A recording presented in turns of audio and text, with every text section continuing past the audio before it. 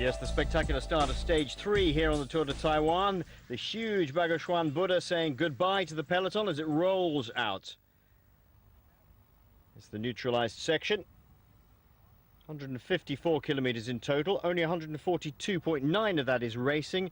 There's about 12 kilometers of neutralized section first. Andy Tennant, the World Track Team Pursuit champion there. Immediately a breakaway going. Trying to get away. It looks like it's going to be a day just like yesterday.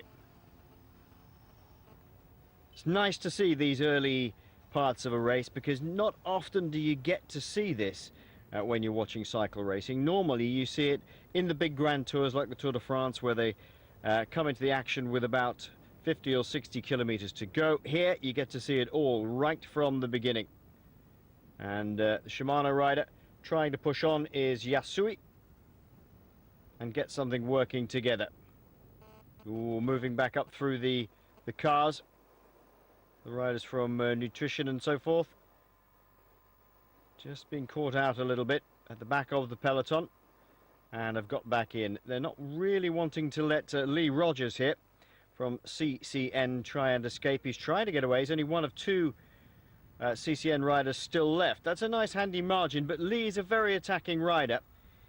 Unlikely he'll stay out there for all the whole of the stage. He does like to have a go though. But he's been joined by a number of other men trying to push on the advantage.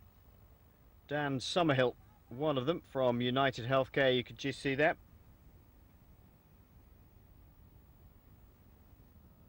And the gap not very big, and as you can see they've all eased up, sitting up. Jay Rogers just pulling over to the right hand side of the road saying right, that's no good, we're not going to, Lee Rogers, sorry, we're not going to do anything with that. Let's just calm it all down and wait for the peloton to arrive. And here they are. There's two categorized climbs today. A second cat climb comes after only 14 kilometers. So really not an awful lot would change in the race GC because it's too far out to make a difference, and an attack coming from that far out is hardly likely to succeed. Mind you, it might well play some part in the mountains classification. Gabra, the Ethiopian rider from MTN Quebec, now trying to establish a little bit of an escape just before they get to the climb. And this looks like a handy little group now, trying to come together. Jensi van Rensburg I can see in that group. Number 44, Jai Crawford of the Hyun Salmon Genesis team. And right at the back, the other CCN rider, still in the race, Huang.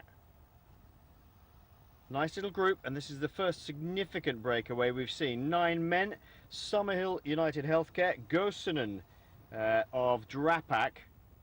Gosanen, a former rider in the continent of Europe. And this is the climb, and it's Fong who's managed to get away here. Fantastic climb by Fong, ahead of Jai Crawford and Jacques van Rensburg. Fong won the King of the Mountains last year in this race, and it looks like he's pulled level on points now with Nathan Earl, who wore the polka dot jersey. There he is in this group, coming over the top of the climb now. Well, he'll stay in that polka dot jersey if they all arrive at the line at the same time, because that is the other categorized climb right up to the finish. If they manage to stay there together, Nathan Earl will still be in that jersey because he's higher in the GC. Oh, this is really pinging off the front here. Everybody wanting to be in the break that counts or try and chase it down. Two lads from VC Le Pomme not really wanting to give it a go too much. The Quebecer rider, Van Rensburg, still driving it on a little bit. And good riding by Dan Summerhill today. This rider here from United Healthcare, he's really worked hard. Now Drapak are doing the riding here at the front. They know their man there in the green points leaders jersey. Bernie Salzberg has a good chance of taking the yellow jersey today. He started only 7 seconds back on the overnight leader.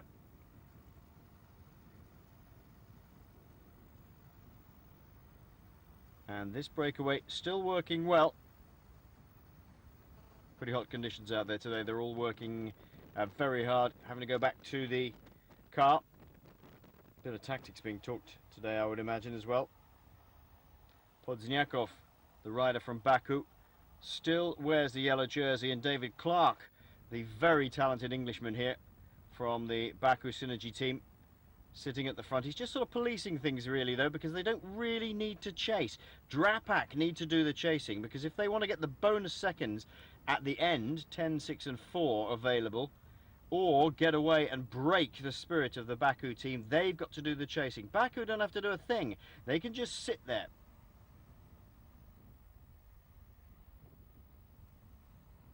Gordon McCauley, 41 years of age of him, coming through and doing a turn on the front for Drapak. This is the sprint point. And it looks to me as though the CCN rider, Wang, took the points there. Well, some consolation for a team that's got nothing much so far. And the rest of the peloton streaming through. The gap is coming down quite significantly. They had a maximum gap of 3 minutes and 40 seconds at 75 kilometers, and a very hot day indeed. As you can see, Harmon taking on some liquids. There is the polka dot jersey of yesterday's race winner, Nathan Earl. And trying to establish some sort of break here. Ian Bibby from the Madison Genesis team coming through. This is Martin Irvine, the newly crowned world scratch champion, and we're in about the last 25 kilometers now. It's that man Lee Rogers again. They're having a good day, CCN. Coming across here with Fung once more. He's been on the attack one after another all day today. Martin Irvine joined by two others. This looks a little bit more promising. They've got a gap of about 35, approaching 40 seconds now. And still some water bottles being taken, because this is the very last time they can. Just at the 20 kilometre to go mark, you cannot take any more fluids after that point, unless the commissaires deem it absolutely necessary. Won't be today. Martin Irvine here and Fung, they seem to have dropped Lee Rogers. Stay tuned to see if they keep away to the end.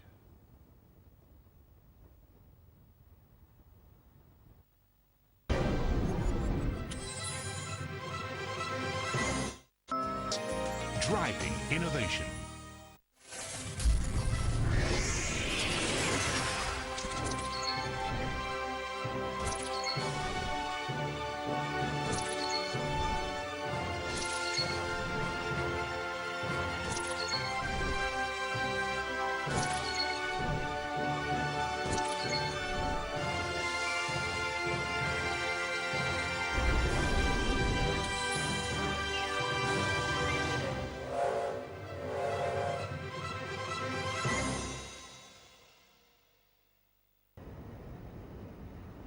Welcome back. Two men are still away. Martin Irvine of Ireland and Fung Chung Kai of the Champion Systems team.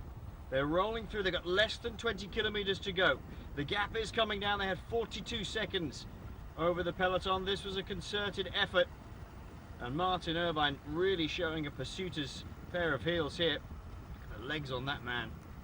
Much bigger rider than Fung, who won the mountains classification last year. And there we are. It's the Huon Salmon team trying to bring this one back. Not surprisingly, they've got the man in the polka dot jersey there, the king of the mountains, Nathan Earl. They are actually level on points, Fung and Nathan Earl. But Nathan Earl is still in the lead of that competition because he's higher on general classification. Oh, Martin Irvine, he doesn't want to work, or maybe he can't.